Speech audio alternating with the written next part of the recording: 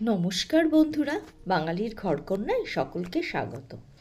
আজকে আমি রান্না করব ডিমের ঝোল, কিন্তু এটা সম্পূর্ণ একটা নতুন পদ্ধতিতে, যেটা বড় থেকে বাচ্চা সকলেই ভীষণ ভালোভাবে এটাকে পছন্দ করবে। তাহলে চলুন দেখে নেওয়া যাক আজকে নতুন পদ্ধতিতে ডিমের ঝোল কেমন হয়। আমি এখানে কড়াইয়ে তেল গরম করে নিয়েছি। এখান থেকে 2 টেবিল চামচ তেল আমি তুলে নেব। এই তেলটা আমার একটা কাজে লাগবে, সেটা আমি আপনাদেরকে ভিডিওতেই দেখাবো, তাই অনুরোধ রইল সম্পূর্ণ ভিডিওটা দেখার জন্য। যে তেলটা তুলে নিয়েছিলাম সেই তেলটা আমি 4টে ছোট বাটির মধ্যে অল্প অল্প করে দিয়ে বাটিগুলোকে এই তেল মাখিয়ে নেব। দেখুন, সামান্য পরিমাণে গরম তেল দেবেন। ঠান্ডা তেল, সর্ষের তেল ঠান্ডা দিলে একটা গন্ধ বার হয়, সেই জন্য তেলটাকে খুব ভালো করে আগে গরম করে নিতে হবে। ঠিক এইভাবে বাটির চারপাশে সুন্দর করে মাখিয়ে দেব। হয়ে গেছে সবকটা বাটিতে মাখিয়ে নেওয়া। এবার একটা একটা করে ডিম ফাটাবো আর এক একটা বাটির মধ্যে দেব। একটু সাবধানে দেবেন যাতে কুসুমটা ভেঙে না যায়। ঠিক এইভাবে আস্তে আস্তে সাবধানে সবকটা বাটির মধ্যে আমি ডিমগুলোকে দিয়ে দেব। এখানে 4টে বাটি 4টে ডিম, আপনারা বেশি কম করে নিতে পারেন। দিয়ে দিলাম সামান্য একটু করে লবণ। এবার একটা কড়াই গ্যাসে চাপিয়ে দিয়েছি, তাতে নিয়ে নিয়েছি পরিমাণ মতো জল। জলের মধ্যে বসিয়ে দিলাম একটা স্ট্যান্ড, তার উপরে বসিয়ে দেব একটা পাতলা থালা বা ঢাকনা। এটার ওপরেই বসিয়ে দেব যে ডিমগুলো বাটির মধ্যে আমি নিয়েছি সেই ডিমগুলো। ঠিক এইভাবে সাজিয়ে দিতে হবে। সাজিয়ে দেওয়ার পর এটাকে ঢাকা দিয়ে মিনিট 10 এটা ভাপে সিদ্ধ করে নিতে হবে। অর্থাৎ নিচে যে জলটা আছে সেই জলের ভাপেই কিন্তু ডিমটা সুন্দরভাবে সিদ্ধ হয়ে যাবে। এদিকে নিয়ে নিয়েছি একটা আলু। আলুটাকে এরকম ডুমো ডুমো করে কেটে নিয়েছি, ঠিক ডিমের ঝোল যেরকম করে। নিয়ে নিয়েছি একটা মাঝারি সাইজের পেঁয়াজ। এদিকে রয়েছে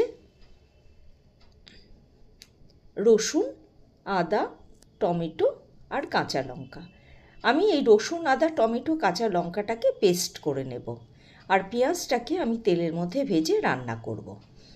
সামান্য একটু জল দিতে হবে, যেহেতু আদা রসুনটা আছে সেই জন্য সামান্য পরিমাণে জল দিয়ে আমি এটাকে ভালো করে পেস্ট তৈরি করে নেব। ওদিকে চলুন ডিমগুলো দেখি কেমন পর্যায়ে রয়েছে। ডিমগুলো দেখুন কিভাবে সুন্দর সিদ্ধ হয়ে গেছে। এবার হাত দিয়ে আমি একটু করে টাচ করে দেখে নেব যে এটা সম্পূর্ণ সিদ্ধ হয়েছে কিনা। চামচ দেব না, তাহলে ডিমগুলো ফেটে যাবে বা কেটে যাবে, সেই জন্য হাত দিয়ে দেখে নেব। এবার কড়াইয়ে তেল চাপিয়েছি, নিয়ে নিলাম একটু গরম মশলা। তার মধ্যে রয়েছে ছোটো এলাচ, দারচিনি আর লবঙ্গ। এবার মশলাটাকে একটু ভালো করে ভেজে নেব। যখন মশলা থেকে একটা সুন্দর গন্ধ বার হবে তখন তার মধ্যে দিয়ে দেব পেঁয়াজগুলো। পেঁয়াজগুলো এখানে হালকা ব্রাউন কালার করে ভেজে নিতে হবে। আমি এখানে লো টু মিডিয়াম ফ্লেমে রান্না করছি, আর সর্ষের তেল আমি ব্যবহার করছি। দেখুন ডিমগুলো কি সুন্দরভাবে উঠে যাচ্ছে। একটা চামচ দিয়ে চারপাশ থেকে চাপ দিলে পারে দেখুন একদম টোটাল ডিমটা উঠে আসবে। কি অসাধারণ লাগছে না বলুন দেখতে? এইভাবে যদি রান্না করা যায় বাচ্চারা ভীষণ খুশি হবে। আমার পেঁয়াজটা ভাজা হয়ে গেছে। এবার দিয়ে দিলাম আদা, রসুন, টমেটোর যে পেস্টটা করেছিলাম সেটা দিলাম। সামান্য একটুখানি জল, যাতে মশলাটা পুড়ে না যায়। এবার নাড়াচাড়া করে এর মধ্যে গুঁড়ো মশলা দেব। দিয়ে দিলাম ধনে গুঁড়ো, জিরে গুঁড়ো, হলুদ আর পরিমাণ মতো লবণ, আর তার সঙ্গে কাশ্মীরি লঙ্কার গুঁড়ো। এবার সব কিছু দিয়ে খুব ভালো করে মশলাটাকে কষাতে হবে। মিনিট 2-3 ধরে একটু মশলাটাকে কষাতে হবে। মশলাটা যখন ভালোভাবে কষে যাবে তখন তার মধ্যে দিয়ে দিতে হবে কাঁচা আলুগুলো। আমি এখানে আলুগুলো ভাজিনি বা সিদ্ধ করিনি, সরাসরি কাঁচা আলুগুলোই আমি মশলার মধ্যে দিয়ে ভালো করে কষিয়ে নেব। বেশ কিছুক্ষণ ধরে আস্তে আস্তে উল্টে পাল্টে মশলার সঙ্গে ভালো করে এটাকে কষিয়ে নিতে হবে। একটু ঢাকা দিয়ে দিলাম, তাহলে ভাপে একটু সিদ্ধ হয়ে যাবে।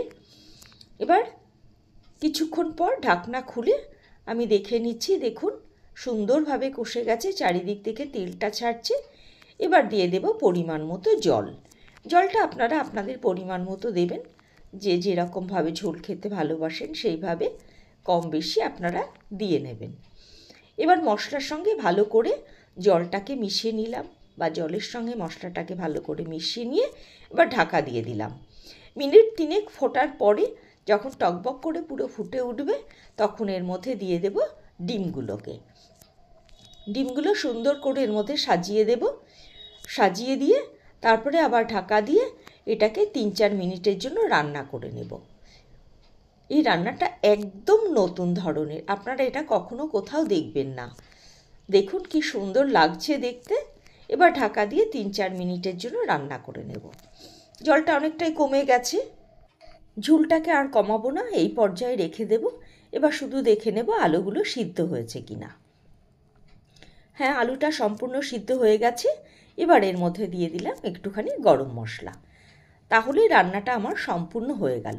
গরম মশলাটা ভালো করে ঝোলের সঙ্গে মিশিয়ে নিয়ে এটাকে গ্যাস অফ করে ঢাকা দিয়ে মিনিট 5-এর জন্য রেস্টে রাখতে হবে।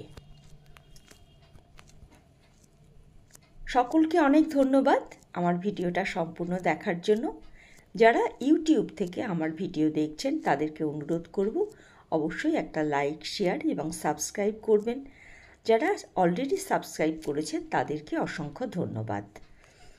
যারা ফেসবুক থেকে দেখছেন তাদেরকে অনুরোধ করব অবশ্যই আমার পেজটাকে একটু ফলো করে দেবেন, তাহলে আমি আরও উৎসাহ পাবো নতুন নতুন ভিডিও আপনাদের জন্য তৈরি করে নিয়ে আসবো।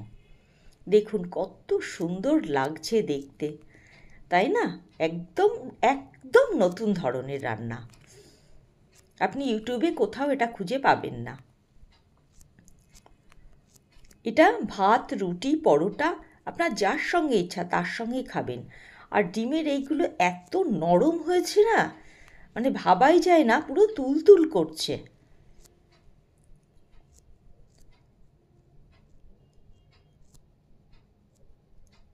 দেখুন কত নরম হয়েছে জিনিসটা।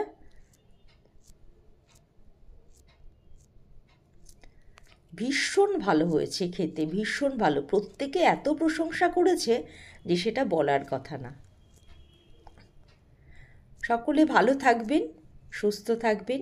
আর আমার ভিডিও দেখে আপনাদের যদি ভালো লাগে তাহলে অবশ্যই একটা মতামত দিয়ে আমাকে জানাবেন, আমি তাহলে উৎসাহিত হব। আর কে কোথা থেকে দেখছেন অনুগ্রহ করে যদি সেটা জানান তাহলে আমি আরও বেশি উৎসাহিত হব।